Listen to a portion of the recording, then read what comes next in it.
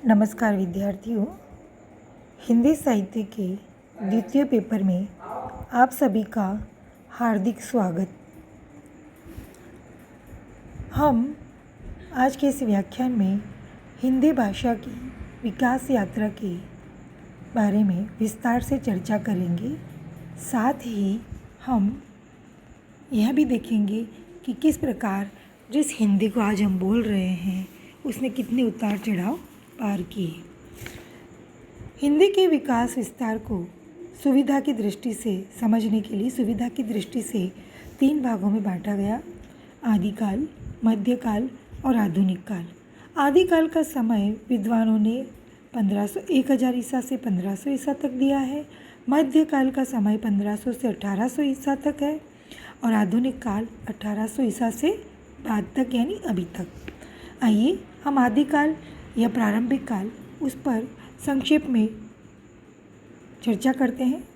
प्रारंभिक काल के हिंदी पर अपभ्रंश भाषा का अत्यधिक प्रभाव था।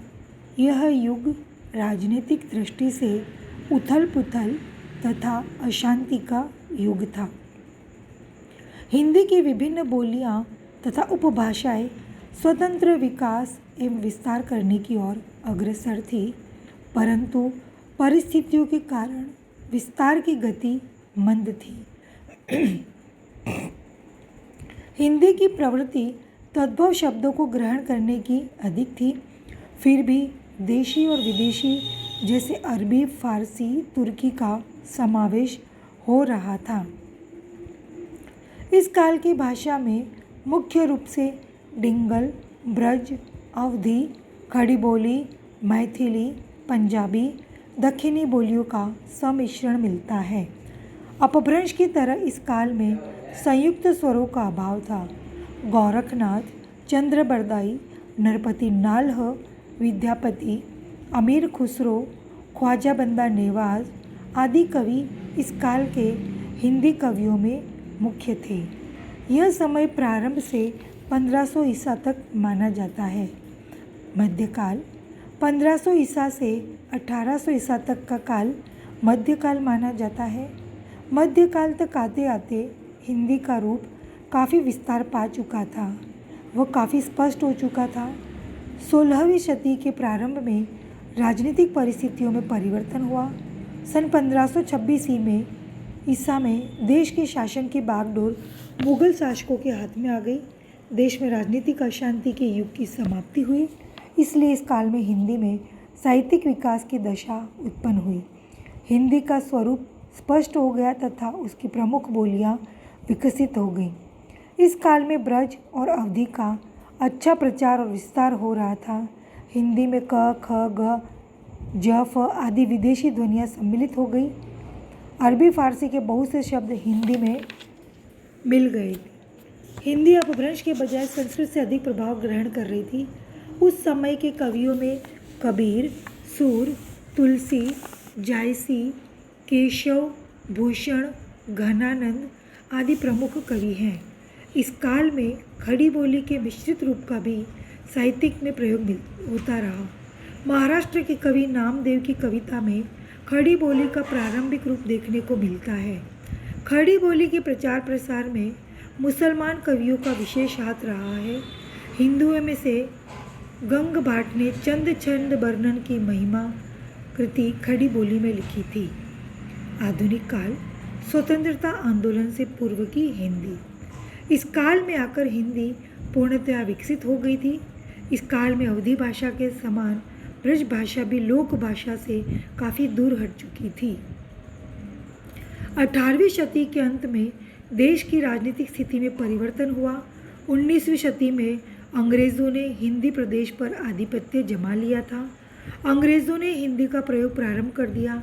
इस काल से पहले हिंदी पद्य में ही प्रयुक्त होती थी, परंतु इस काल में यह गद्य की भी भाषा हो गई। इस काल में बोलियां उपभाषा के पद पर आसीन हो गई। जो खड़ी बोली मेरठ, मुजफ्फरनगर आदि जिलों में बोलचाल की बोली थी, वो उपभाषा बनकर गद्य और पद्य की समृद्ध भाषा बन गई। हिंदी के आधुनिक काल के प्रारंभ में एक और उर्दू का प्रचार था और दूसरी ओर काव्य की भाषा ब्रज होने के कारण खड़ी बोली को अपने अस्तित्व के लिए संघर्ष करना पड़ा। इस युग में खड़ी बोली को प्रतिष्ठित करने में विविध सामाजिक, धार्मिक और राजनीतिक आंदोलनों ने बड़ी सहायता की। फलतः खड़ी बोली साहित्य की मुख्य भाषा बन गई। राष्ट्रभाषा के रूप में खड़ी बोली का विकास बहुत लंबा है। इसके विकास में सामाजिक, भौतिक एवं व्यापारिक तत्वों का योगदान रहा है। यदि इस्लामी शासन के आरंभिक काल अथवा 12वीं शताब्दी के अंत से ही दिल्ली में शासन का केंद्र स्थापित न हुआ होता तो हिंदी भाषी जाति का गठन और खड़ी बोली का विकास दोनों ही अपनी वर्तमान अवस्था को प्राप्त न हुए होते। दिल्ली का राजधानी बनना वह मूल आधार था जिस पर हिंदी भाषी जाति का गठन और खड़ी बोली का विकास संभव हुआ।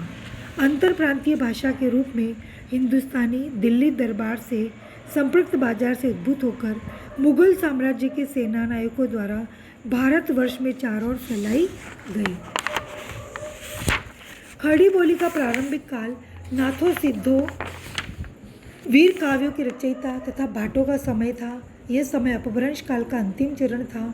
इस युग में रचित अपभ्रंश साहित्य में हमें खड़ी बोली के प्रारंभिक रूप के दर्शन होते हैं।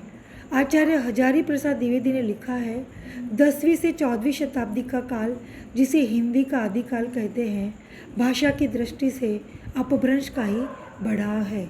इसी अपभ्रंश के बढ़ाव को कुछ लोग उत्तरकालीन अपभ्रंश कहते हैं और कुछ लोग पुरानी हिंदी।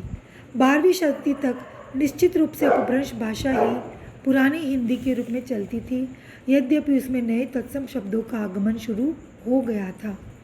सिद्ध योगी नाथपंथी संतों के साहित्य के अतिरिक्त जैन साहित्य में भी प्राचीन खड़ी बोली या पुरानी हिंदी के नमूने प्राप्त होते हैं। सिद्ध और नाथ 9वीं शती से लेकर लगभग 14वीं शती तक पूरे उत्तर भारत में फैले हुए थे और अपने धर्म का प्रचार कर रहे थे। इन्हीं नाथपंथी योगियों ने खड़ी बोली हिंदी को राजस्थान, पंजाब, गुजरात, महाराष्ट्र, बंगाल तक